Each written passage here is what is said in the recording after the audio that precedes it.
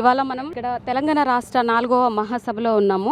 ఒక్కసారి Hyderabad central city secretary member Mahender సార్ని ఒకసారి అంటే మూసీ మీద ఉన్నటువంటి సమస్యలు ఏంటో ఒకసారి అడిగి తెలుసుకుందాము. ఈ మూసీ మీద ఉన్నటువంటి సమస్యలు ఏంటి? సీఎం రేవంత్ రెడ్డి సార్ కూడా దాని గురించి ఎక్కువ మాట్లాడుతున్నారు కదా, ఏంటి అసలు? సిపిఎం పార్టీ తెలంగాణ రాష్ట్ర మహాసభలు 4వ మహాసభలు ఈ సంగారెడ్డి ప్రాంతంలో జరుగుతా ఉన్నాయి. మూసీ ప్రక్షాళన పేరు చెప్పేసి రాష్ట్ర ముఖ్యమంత్రి గారు రేవంత్ రెడ్డి గారు అనేక ప్రకటనలు చేస్తూ ఉన్నారు. గత ప్రభుత్వాల్లో గత ముఖ్యమంత్రులు ఒక్కొక్క పేరు తెచ్చుకున్నారు, ఒక్కొక్క నిర్మాణం చేశారు.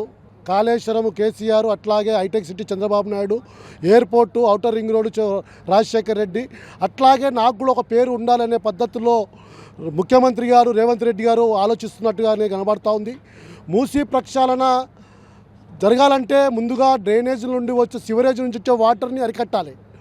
అది అరికట్టకుండా మూసీలు అట్లాగా పారిశ్రామిక వాడల నుండి వచ్చే వ్యర్థాల నుండి వచ్చే వాటర్ ఏదైతే మురికి వాటర్ ఉందో, వ్యర్థాలు ఏదైతే కలుషిత వాటర్ వస్తుందో దాన్ని అరికట్టాలి. దాన్ని అరికట్టకుండానే మూసీ పరివాహక ప్రాంతాలు ఆక్రమణమైపోయినాయి. కాబట్టి పేద ప్రజలందరూ కూడా అక్రమదారులు అన్నట్టు పద్ధతిలో వాళ్ళందరినీ ఇల్లు తీసేసి ఇది లండన్ తరహాలో గుజరాత్ సబర్మతి నదిలానో అభివృద్ధి చేస్తా అని చెప్పేసి ఏదైతే ప్రకటిస్తూ ఉన్నారో దీన్ని మూసీ ప్రక్షాళన చెయ్యాలి, మూసీ పర్యావరణం నుండి రక్షించాలి. కానీ ఆ పేరు చెప్పకుండా పేద ప్రజలు మొత్తం ఇల్లు ఎట్టేసి అది బడా కార్పొరేట్ సంస్థల కోసం, రియల్ ఎస్టేట్ కోసం ఆ ల్యాండ్లు తీసుకునే ప్రయత్నం ఏదైతే చేస్తూ ఉన్నారో దాన్ని తీవ్రంగా వ్యతిరేకిస్తూ ఉన్నాం. సబర్మతి నది చెప్తా ఉన్నారు. గుజరాత్లో నరేంద్ర మోడీ ముఖ్యమంత్రిగా ఉన్నప్పుడు గుజరాత్లో 75% మంది పేద ప్రజల భూమి మొత్తం కూడా బడా కార్పొరేట్ సంస్థలకు అప్పచెప్పడం జరిగింది. కానీ అదే పద్ధతిలో ఈ రేవంత్ రెడ్డి కూడా ఆలోచిస్తున్నట్టుగానే కనబడతా ఉంది.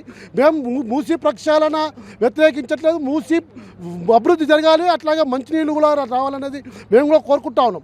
కానీ దాని పేరు చెప్పేసి అక్కడ ఉన్న ఇప్పటికే అనేక మందిని అక్రమదారులనే పద్ధతిలో ఎత్తేసే ప్రయత్నం చేస్తూ ఉన్నారు.